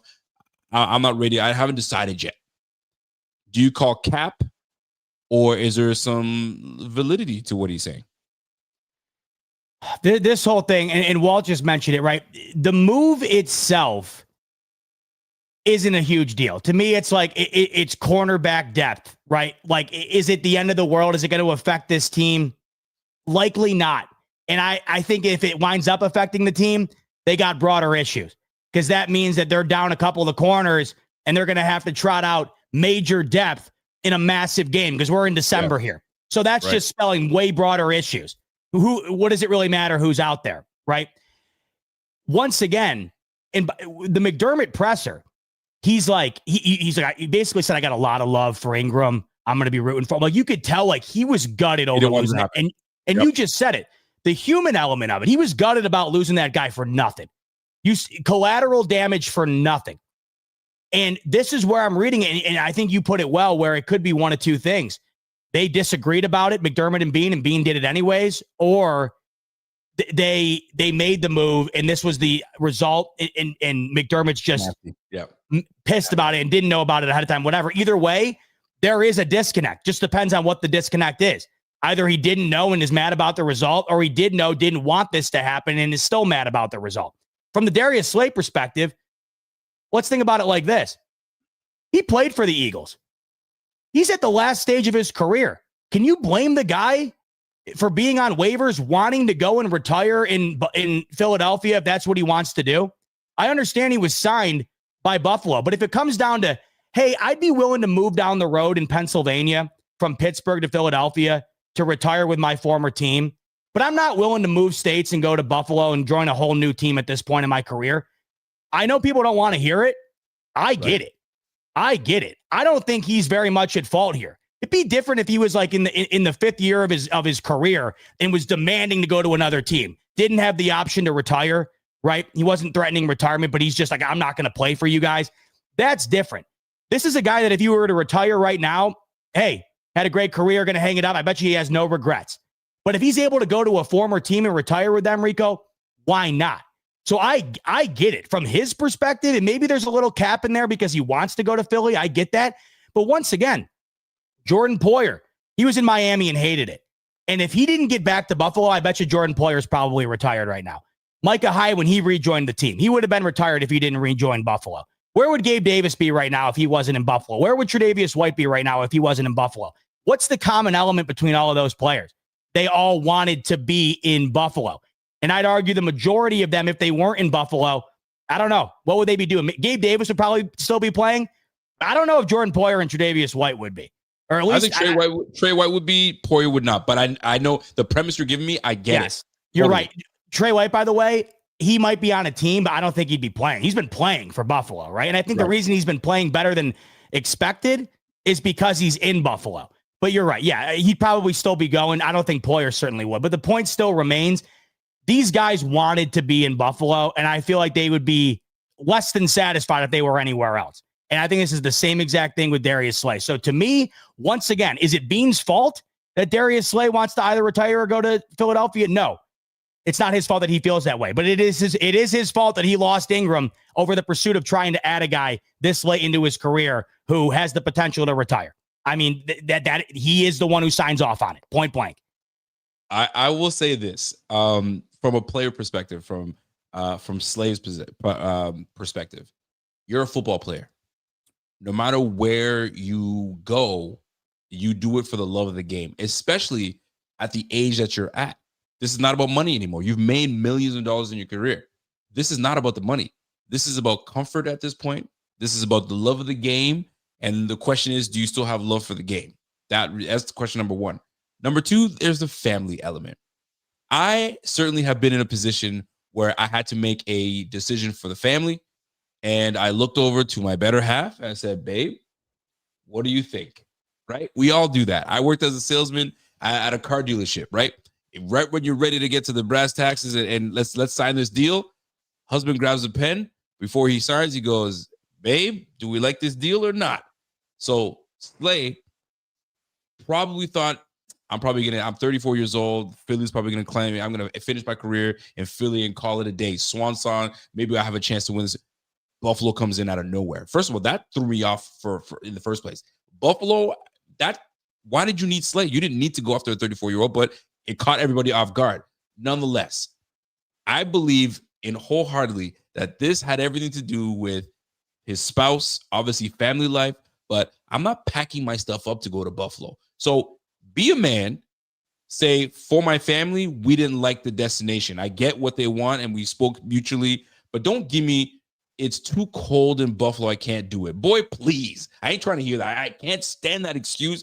It's cold in Cleveland. It's cold in Detroit. It's cold in Philadelphia. It's cold in Pittsburgh. It's cold in Chicago. Bro, it's cold in Denver. Get out of here. Yeah, he just doesn't want to go here at this time of his career. Just say it. You don't want to go. My wife and I spoke about this. She's not trying to move anymore. The tremendous amount of respect that people would have and say, yeah, I get it, man. If your wife is not trying to do that, she's followed you all over your career, and she's not willing to give it up. Cool. But it's too cold. And that irritates me because, like, yo, are you trying to play ball or not? So now here we are. We're cornerback list. He goes to Houston. We don't have Darius Slay, and now we sign a safety. here we are in a messy situation. So, I mean, I get it, but I don't like it. I don't like it one bit. And here's a rule that should change. And I've seen this rule go out there. If you're past a certain age, this waiver wire nonsense, knock it off. If you release me, I should be free to go wherever the hell I want to go, right? If you're past a certain age. And at 34 years old, I'm surprised the Bills even took a chance on him, but it is the Bills. And the Bills right now got no money. And I understand why they did that. So here we are. Slay is on the retired list. We lose a cornerback, a young developing quarterback, and now we bring a safety onto the team. So I can understand why Beane and McDermott might be bumping heads, but I could totally understand why McDermott's like not happy about this. Not happy. But we'll see. We'll see. I'd love to know what's going on internally there. There seemed to be some bumping of the heads between McDermott and Joe Brady a little bit. I think we've seen this between him and Beane here a little bit. I mean, I don't know what's going on over there. Obviously, he took over play calling from Bobby Babich. Yeah, Josh Allen's covering up a lot right now. I think just the aura of Josh Allen, 17, the franchise, the face of the organization that's on every single commercial right now. I mean, this has not been, think about it. This has not been up to the standard in which the Bills have set for themselves over the last decade. You had the James Cook holdout during the offseason, right? You've had Keon Coleman here benched multiple times. You had the debacle at the trade deadline with the wide receivers just to go on and add a couple of veterans post-trade deadline. That's on top of the fact that Brandon Beane got in that massive argument with the radio host that everybody now references. It's like a budding joke now amongst everybody. Everybody knows about that, right? And now you add this to the list. Like, once again, this isn't some egregious error. It's not like you were gaining a starter that was going to immediately take this team over the top. You're adding a depth piece that you hope you're not even going to have to put out on the field. But when you have all of these other things in conjunction with yet another thing that you just said it is frankly just a mess, well, the mess continues to get messier here. And it is concerning. It is concerning. This has been a concerning year from the managerial perspective, in my opinion. They got a little too bold going into the season here with what they had, and too bold. I like that. I think you can't. These other teams are getting good too, man. Right? These other teams are getting good, and you're watching New England starting to round the corner here. I mean, they've already perhaps rounded it. Right? We'll see what happens, but they're not going anywhere. I know they played a last place schedule this year, and there might be a little bit of inflation there, sure.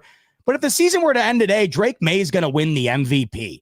And if the season were to end today, they're going to win the East, and they're going to be the 1 seed. The days of waiting around for a guy to be available on the wire post-trade deadline to try and elevate this team are done. They're done. You got to start putting assets on the table to take advantage of what's going on right now, because this is a window that is closing, folks. That's why the Waddle non-move was so egregious to me. You make that move. I don't care what year the first round pick is in. Make the move.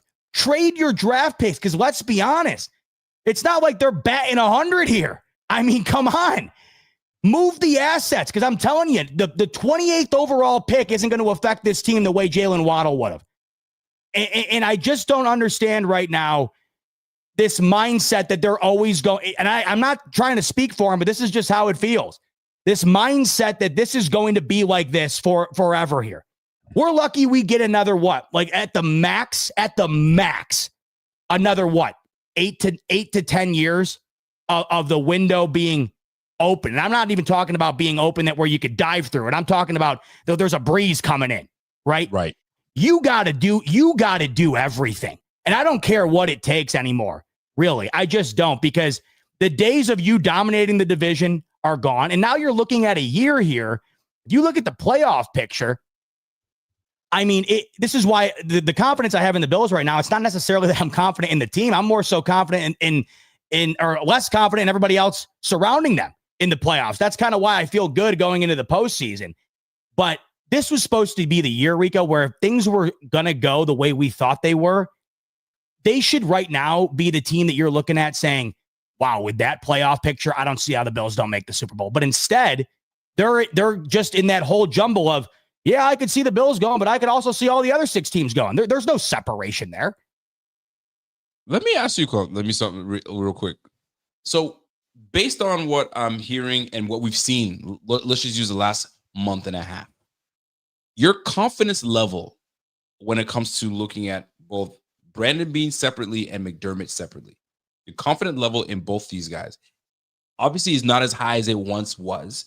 Where is it now? What's your confidence level at this? If we use 1 to 10, obviously 10 you're very confident, 1 you're least. Where's your confidence level? In terms of what? Where they're at, what they've done for this team, what they've done up until this point this year. Absolutely, right?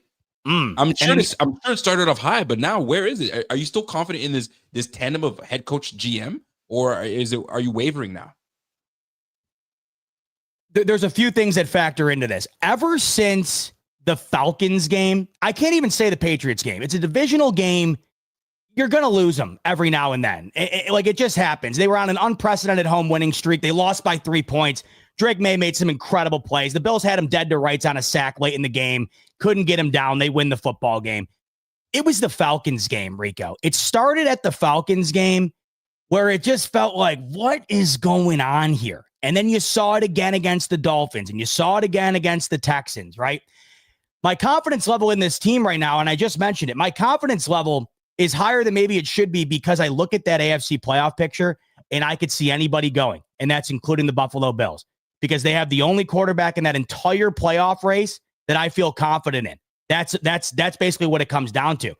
But if I'm looking at what this staff is doing right now, I got to give McDermott credit. When he took over play calling on the defensive side of things, I think it's gotten noticeably better. And I'll also say, even though they've had their stumbles in the first half, has there been a better second half defense in the NFL, really? I mean, when you get into the second half, McDermott's adjustments have been noticeable. You hold the Falcons to a non-existent outing in the second half. You shut down the Texans in the second half defensively. The Steelers don't score a single point in the second half defensively. The unfortunate reality of all those games, the Bills' offense couldn't do much of anything. But now you're looking at it, and I'll just base it on what the fan base's perspective is currently. How many people right now want Brady gone, McDermott gone, Beane gone, and as a result, Babbage gone because McDermott's essentially taken over? The Bills are 8-4, and it's crazy to say that that's how the majority of the fan base feels. Now, I don't know if that's the solution necessarily, but I'm looking at it, and I'm looking at all of these factors that we just discussed, and I feel like there has got to be more room for concern right now than there has been. So I see all the numbers coming in. My concern level right now, and this is the main point I wanted to make that factors into this concern. Talk to me. And I know they have no control over this. But the reason why my concern level right now, I would say, is at a 6. I'm going to put it a notch above a 5. Okay. It's because I'm looking at the future. And the New England Patriots situation right now is the reason why that number is at a 6 and not maybe a 5 and a 4. You are now in year 8 of Josh Allen's tenure, and you have not gotten a 1 seed, and you have not made the Super Bowl. In year 1 with Mike Vrabel, and in year 2 with Drake May, this team is going to have the 1 seed and has just as good of a chance to go and win a Super Bowl as any team in the AFC. They're doing it with 2 of Buffalo's wide receivers. They're doing it with a team that last year won, 2 games? My concern is that in 1 year with Mike Vrabel, with a second-year quarterback, they are about to do what this regime could not do for the last 8 seasons. And I don't care if the Chiefs aren't going to make the playoffs. It's the luck of the draw. Unfortunately, the Bills got good when the Chiefs were in their dynasty. I get it. But the fact that we're getting to this point now where the team that was down and out after Brady and Belichick has now resurrected this quickly and is going to surpass this team this year and is not going anywhere. They're not going to die. They're not going to fall off a cliff. If anything, how can they not get better? That's where my concern lies here, Rico. And I feel like Baltimore Ravens fans probably got to be feeling the same. And I think the Chiefs fans right now feel the same, but the difference is the Chiefs can fall asleep at night on all of their rings. The Ravens probably feel this way right now because they haven't taken advantage of it. Bengals fans feel like this way because they haven't taken advantage of it. And it goes back to that conversation we had a few weeks ago where we could look back here and there could be 3 Dan Marinos in Josh Allen, Lamar Jackson, and Joe Burrow, which is just unacceptable. But the Bills in particular, because in the AFC North, no one's taken advantage of that. The Steelers are not good. The Bengals can't figure it out. The Bills right now, what has me the most frustrated is throughout all of this, Now, all of a sudden, in the year where they were supposed to have the easiest schedule, the path to the 1 seed, go to the Super Bowl, the Patriots are back and are taking advantage of this whole entire thing. Welcome to the NFL. Welcome to the NFL with parity. And right now, when it comes to the confidence level of the GM / head coach, when I started the season, I was at a solid 8.5. I was excited for the season to go. Josh Allen coming off an MVP season. They bolstered the receiver room. So I thought James Cook gets signed. Okay, we're ready to go. We're going to get guys healthy by week 6, and we're going to be a different team. And I look and I get it. The roster with this injuries has nothing to do with Beane. But the one thing that has turned me off completely, when you had the ability to go and get a receiver in your own division, they were going to give him to you on a silver platter. All you had to do was give up your 2026 first-round draft pick, and you denied it. Because why? That has turned me off completely. And ever since then, he has been just making these odd moves here and there. And this is the latest one by going after a 34-year-old corner that wasn't great in Pittsburgh, and you decided to bring him to Buffalo. I was okay with it, obviously knowing what we have already on the roster, but it didn't make sense. It didn't compute. And now you have McDermott saying, you know what, I trusted my defensive coordinator to run this defense, and I trust him, and he's young, and he's got it, and he's been with me a long time, and to just take it away from him.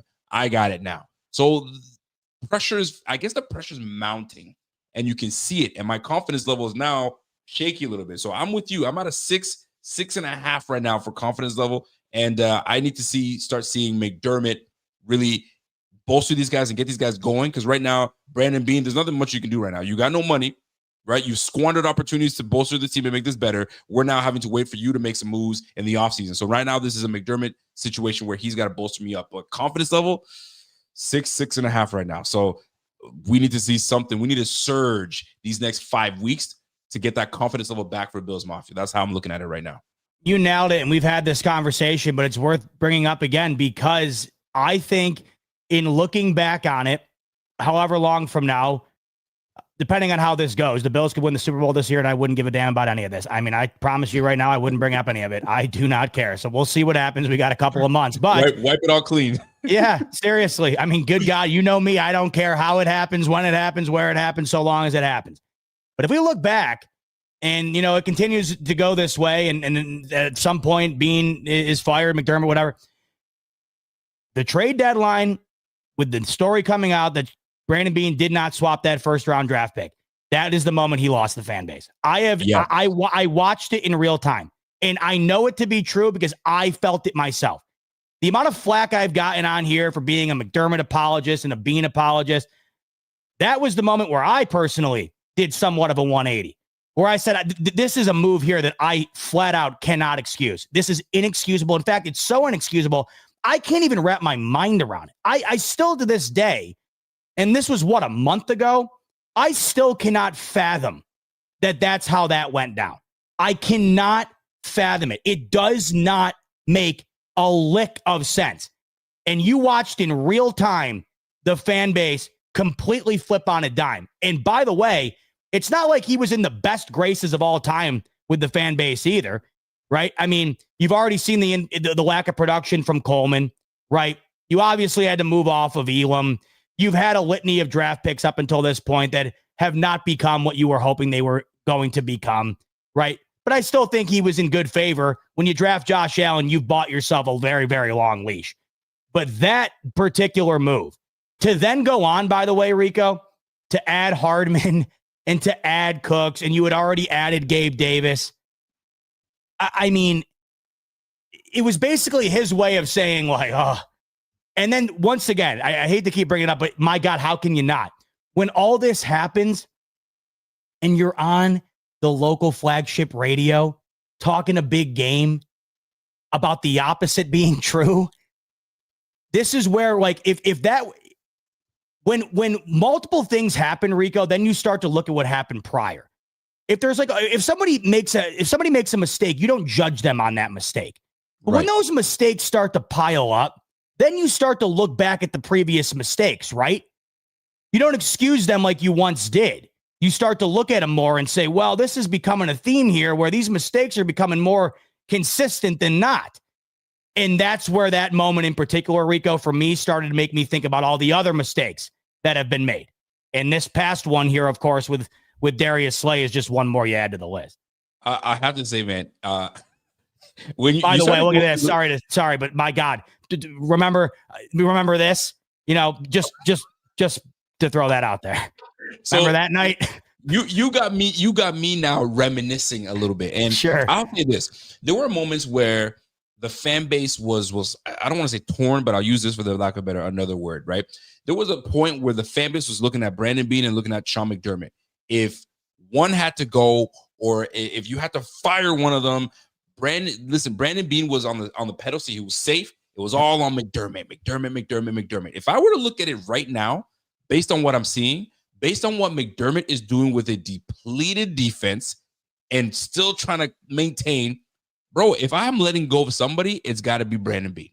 I've seen what Brandon Beane has been doing, and this last Waddle move is what actually has killed it for me. If I'm choosing today on one of them having to go by the offseason, keep Sean McDermott as of right now, and then I'm letting Beane go, and I'm bringing another guy in. Let me tell you why. First and foremost, the whole rant that you just mentioned with the WGR guys, when you look back at it, especially with what's going on right now, not a good look. Check. All right. You get it. You bring in Coleman when you could have had Ladd McConkey. You could have had A.D. Mitchell, but you brought in Coleman. Check. You drafted Elam with a first-round draft pick. He's no longer on a roster right now, I believe. He's gone. He's not even on the Dallas Cowboys right now. Actually, I think he's on the Jets. I don't even know where he's at. Doesn't matter. Check. You draft Landon Jackson in the third. Inactive all year. I don't know what this guy's going to do. I know it's a little early, but it didn't look good. Check. You don't trade for Waddle. Check. Bringing Gabe Davis in, and now he's on the active roster. Check. Fam, if we have to make a decision, let me keep going. You paid Rousseau, you paid Khalil, you paid Bernard, you paid Christian Benford. You got to pay your guys. I get it. But has Bernard lived up to the price that he's been playing? Heck no. Has Khalil Shakir lived up to what he's been doing? Is it to his fault? Unsure. But if you look at the money that's paid to the guys on the roster right now, are they earning their keep? Some might say no.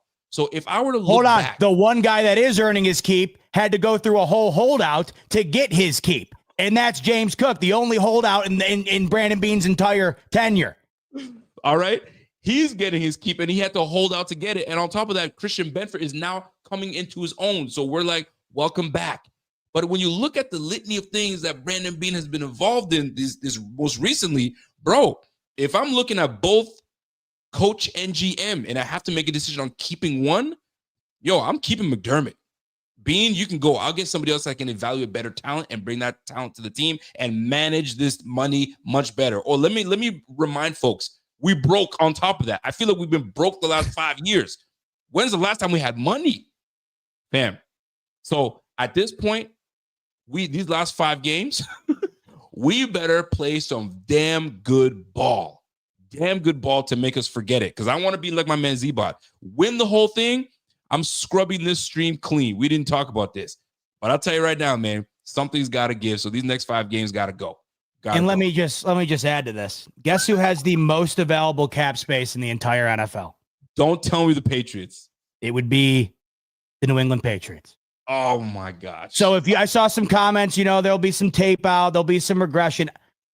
I applaud the optimism. I cannot see a world where this is going anywhere but where it's currently at. Maybe they don't win. Maybe they don't rattle off a 1 seed every year. If you don't think the Patriots are competing for the AFC East for the foreseeable future, I got some beachfront property to sell you in the middle of the Grand Canyon, because this team is only going up. Oh, by the way, the Bills number, according to overthecap.com, the salary cap space currently available. The New England Patriots, the most available. The Buffalo Bills, dead last. At least. Are you kidding me? Holy jumpers. All we just keep doing, we kicking cans down the road. We paying guys that may have not earned that keep. My goodness. Where did our standards go? Sometimes it makes me wonder, does Beane do a lot more? And granted, this is what fans are supposed to do. Content creators, so on and so forth. This is what we're supposed to do, right? We're supposed to, share our opinions. Do you feel Beane listens to the fan base maybe too much, or is influenced too much, or is he influenced at all by the murmurs of the fan base, where we're like, we never keep our guys? So he's like, fine, I'm gonna pay all these guys. See, I do keep our guys. I want to keep our development. It makes me wonder. I'm not saying this is the gospel is what it is, but it makes you wonder. Does he listen? Is he listening too much? Makes you wonder a little bit. I'm unsure. I'm still. I think you could probably argue he's not listening. You maybe could argue he's not listening enough, because the GR guys were who won that battle, and I think they were speaking for the fans. Oh snap, man! And by the way, just so that's the 2025 available cap. We go into next year, 2026. The Patriots, they'll have so they'll be the Bills will, as it stands right now, if you're going into next year, 12 million in the red, and the Patriots will have 42.5 million in the green. So, and by the way, just to add insult to injury, it's kind of like, with Mahomes being the Bills draft pick that the Chiefs used to go on and do this. I know we got Josh Allen, so it's a moot point. I don't really focus on that one that much, but you look at this, and it's just the fact that while all these other things are happening, the Bills seem to be on the complete opposite side, where you have Mahomes go right to the Chiefs on their dime, Worthy go on their dime, and you're looking at the situation, and it just constantly feel like they're repelling magnets between the two teams that you could argue right now are their biggest foes, and that's of course the New England Patriots and the Kansas City Chiefs. It's tough. It's tough, and it sounds to the fan base that we are poo-pooing. It's not about a poo-pooing. It's more of a realization. When you're realizing it's a fact. It's a fact. It's a realization. And then not only that, you got to look into next year, right? Season's over. Let's just say we win the whole thing. Great. We're on a high. We got to start this thing all over again. We're going to be starting this thing all over with no money. So we're going to have to be restructuring a whole lot of guys. Yeah, we have some draft capital, but we could have been building with Waddle and moving on and so on and so forth. So the facts are the facts. Like you said, Bot, the facts are the facts. And here we are. So these next 5 games, it's crucial for us to at least showcase that we're on the trajectory of winning, and let's make a deep run. Like at the beginning of the season, they were saying the Bills are, some teams still have us, picked for the Super Bowl. So this is where we got to cash in and prove them absolutely correct. So here we are. One more thing, I remember Beane being awfully critical of Les Snead for F them picks to go all in on them winning a Super Bowl. And he was saying how, because in 2022, after the Rams won the Super Bowl, they had a down year. Well, guess who the best team in the NFL is already again? The LA Rams. So, get rid of the picks. Get rid of them. To me, how you don't do everything in your power when you watched a quarter century's worth of mediocre football between the last great talent you had at the most important position. Yep. Now and then, once again, like you just said, next couple months, like that'll heal all. But you got they better pray to God it goes well. Let me ask you a question. You were looking at the salary cap. Patriots, you said was number 1. Where are the Rams? I feel like they're way up there as well. Yeah, the Rams would be 6th in available. Man, 6th in 2026. Sorry, in next year. Think about it, because they did a lot of there were a moment they were paying a whole bunch of people on their squad. We're like, oh man, they're screwed. They got no picks and they got no money. Look where they are now, and they're in big time contention. So the good thing is we got ourselves a franchise quarterback, and we are still in contention. Huge game against the Bengals this week. It will heal and do a lot of goodness for us Bills fans. And to get our lick back against the Bengals, I'm looking forward to it. We just had to kind of give the facts as to what it is when you're looking at what this team has gone through and this whole Darius Slay situation. It just makes you rehash all these things. So you know what cures all? Winning. We win. We don't talk about this roster whatsoever, and we get guys healthy, slowly get them back, and away we go. But here we are. Here we are, my friend. I did want to mention a couple things to you before we get out, because I know you got the baby girl. How's baby girl, by the way? She good? Baby girl's great. She'll be a month old this upcoming week. Can you believe that? Holy jumpins! My God. This is how crazy is this? This is like deja vu, Because I remember me asking you, hey, how's married life? Hey, we'll be a month into married life, and it's couldn't be better. A year later, look at you guys. Wasting no time. Wasting no time over here. Wasted no time. Actually, we got my man Walter saying, hey, Rico Z-Bot says, looking ahead, what should the Bills do about Kincaid with his 5th-year option potentially being in play this offseason? I think we should trade him with a Hawkinson trade as the blueprint.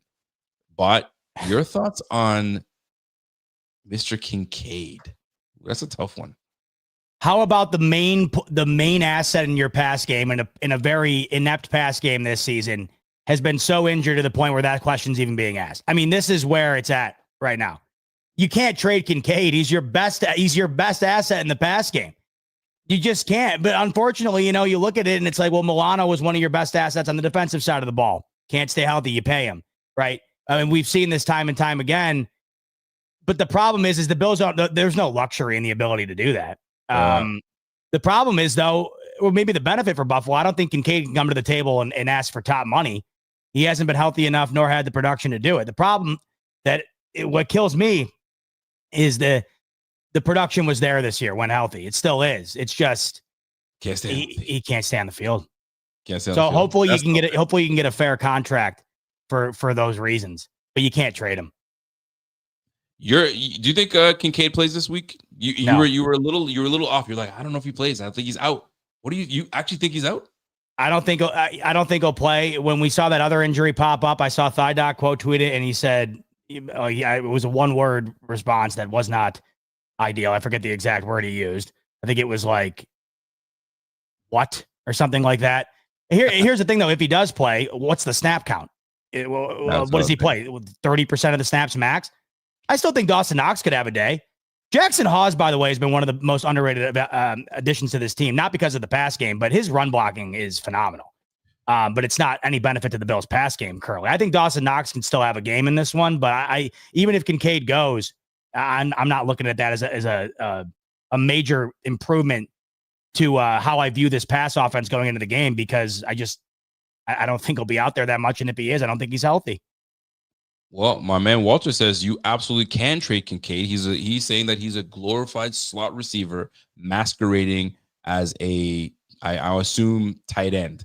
So I guess the next year Josh Allen's going to throw the ball off of Connor McGovern, the back of Connor McGovern's helmet, grab it, and then run it every single play. Yeah, we can't move on from everybody now, because I mean we see the track record of our GM when it comes to going after pass catchers. It has not been great. I'm looking at, when it comes to the Kincaid situation, I'm with you. If he's healthy, he's legit. Josh and him can build on something fantastic. But as of right now, I'm not even thinking about that, to be honest with you. So Walter, don't even try, man. Don't get me started. I do want to ask you about this game before we get out of here or get on to another topic here. Brandon Cooks. Okay, this is gonna be now week 2 into this, and I'm looking at the receiver room, and I mean, you know what the receiver room consists of. You got Palmer that's going to be out, and he's doubtful to play. I don't know how severe his injury is. We may not see him for another couple weeks. I don't know, but it doesn't look good. He popped up on the injury report with a knee, ankle, all that nonsense. Here we are again. All right. So Coleman, healthy, he'll be into the game. We'll see how that plays out. Then you got Brandon Cooks, Khalil Shakir, Shavers. Who am I missing here? Gabe Davis. Your 5 receivers. And Gabe Davis. Excuse me. Gabe Davis. My gosh, when you read off the names of the guys on that receiving room, there's nothing enticing, right? But does Brandon Cooks, do they find something for Brandon Cooks, or is it a pipe dream? Like, I'm asking for something that is probably not going to happen. Well, I'm trying to be as optimistic here. So, like, where can Josh find his groove? Because you got me thinking, if Kincaid doesn't play, I know Dawson Knox is a very capable tight end, but where's that X factor?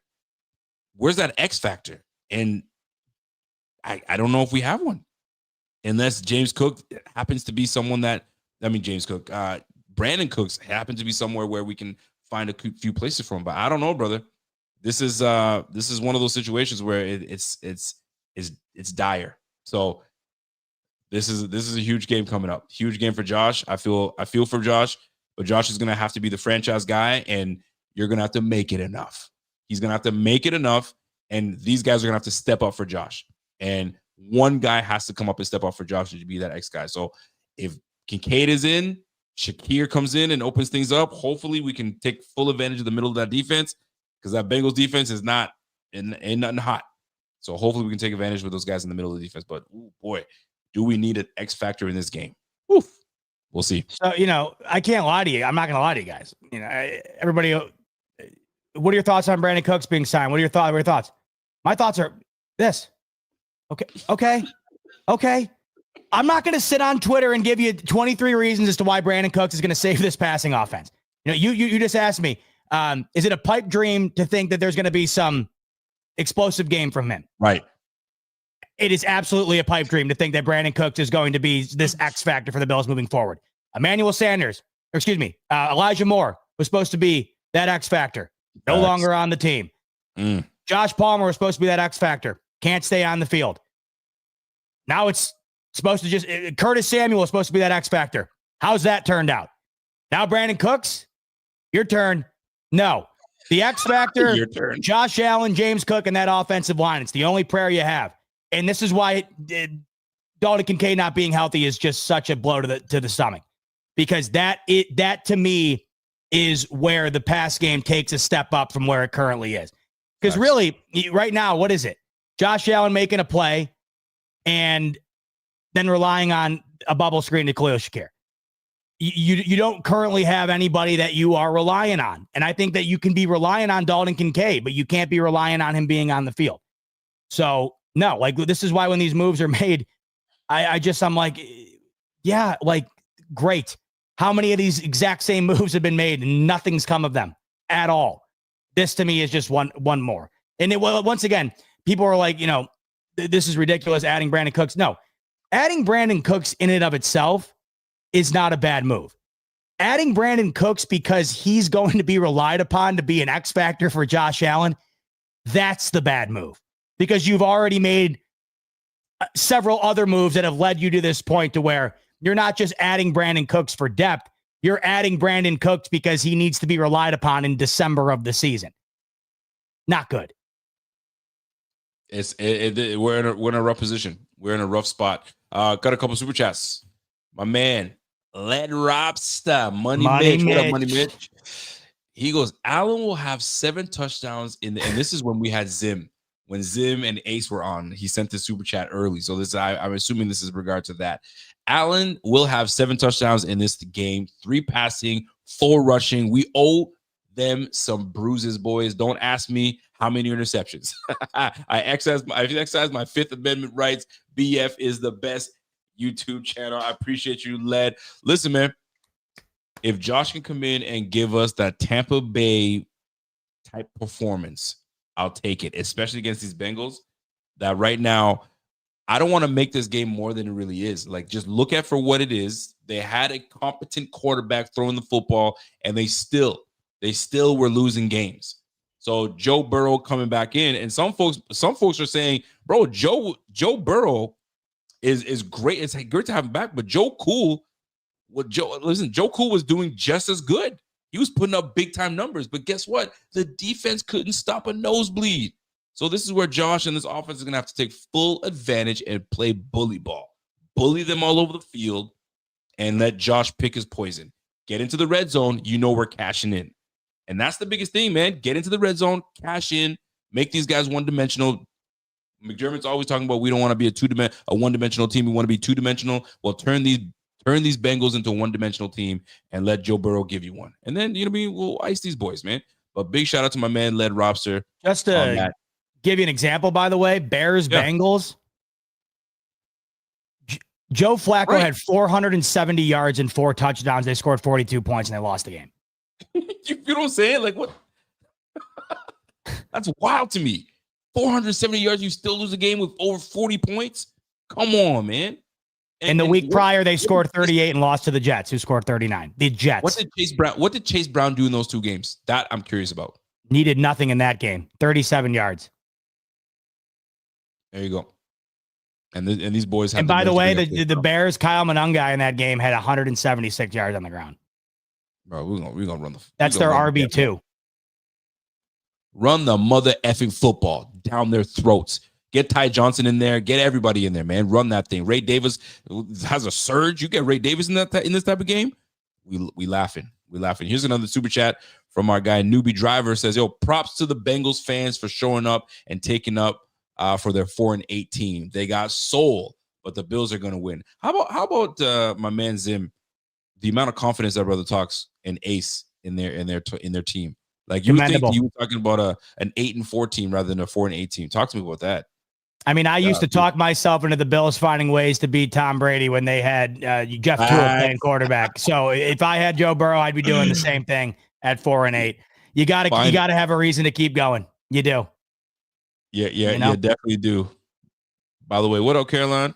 Caroline, she's ready for me to rock. By the way, I know everybody in here is ready to rock this upcoming weekend. You'll be even more ready to rock with a sleeper slip. The action this weekend, by the way, I told you, it doesn't get better. Saturday, championship Saturday for college football, and then a Sunday slate that just does not get better. There are so many games on Sunday that are essentially playoff games. I say it doesn't get better. In fact, it actually can get better with a sleeper slip. Link in the description below. Click that, sign up, and once you create an account, you will immediately get a free $20 entry to create a sleeper slip for any of the games this upcoming weekend, including Bills, Bengals. A variety of options on there. You've seen the drill. You pick your players, you get out there, you get ready to rock. Watch an awesome day of football. It's even better when you have the sleeper slip down. Once you use the free $20 entry, use the promo code on your screen, BF25. That'll get you a 100% match up to $100 on your first deposit. Terms and conditions apply. See Sleeper terms of use for details. Currently available in over 25 states. Check out Sleeper via the link in the description below. I see Money Mitch coming back in with yet another one here, Rico. Money Mitch is trying to piss us off right now. On the way out, Money Mitch is saying, Bot, one last thing. What happens if KC sneaks in the playoffs and the Pats beat them in one try? I'm on record saying I would rather the Chiefs win it yet again than watch the New England Patriots win the Super Bowl. Unquestionably. But if they were to not only win it, but if they were to beat Kansas City in one try, listen, you already have all these indictments I've listed off here in New England's ability to take the torch from Buffalo this year in a way that they haven't been able to do in 8 years. If they were to then go on to beat Kansas City as well, this would be my response. There it is. Nothing. I'd have nothing until I would go on a rant of a lifetime. And I just pray to God that doesn't happen, Rico. And I pray to God Sunday we get it done against these Bengals, man. I love it. I would just love it. Wouldn't you love it? I would absolutely love it, especially with the early game. Get that out of the way, and we can enjoy the rest of the Sunday carefree. I would love it. Sign me up for that. Absolutely. And sign us up to join you again on Sunday. Speaking of, we'll be available or not available. Of course, we'll be available. We'll be live right where you're at right now on the BF YouTube channel. Pregame, Rico and I get you set for Bills Bengals during the game. Pierre ready to rock with you throughout the duration of the football game. And then, of course, post-game instant reaction. Rico and I dive into what we see between Joe Burrow and Josh Allen on Sunday that will follow the game immediately after. So that's what's coming your way, and we can't wait for it. Rico, got anything for the ladies and gentlemen as we make our way out on a Friday? We got nothing. Don't forget, tomorrow morning we got the Thigh Doc article coming out with the injury report, the final report. So thighdoctor.com, go ahead and see that, and then we will see you guys back on Sunday. Pregame live with my man P Money, and then we'll be back for postgame, and hopefully we're doing a lot of this with this Bengals game, because if we don't, my man Bot's going to hear it from my man Zim. So, I mean, you can have that. No doubt. We got to get it done. Can't wait till Sunday. But in the meantime, enjoy the rest of your Friday night. Thank you so much for hanging out with us this evening. Enjoy your Saturday. Look forward to seeing you on Sunday. In the meantime, much love. And as always,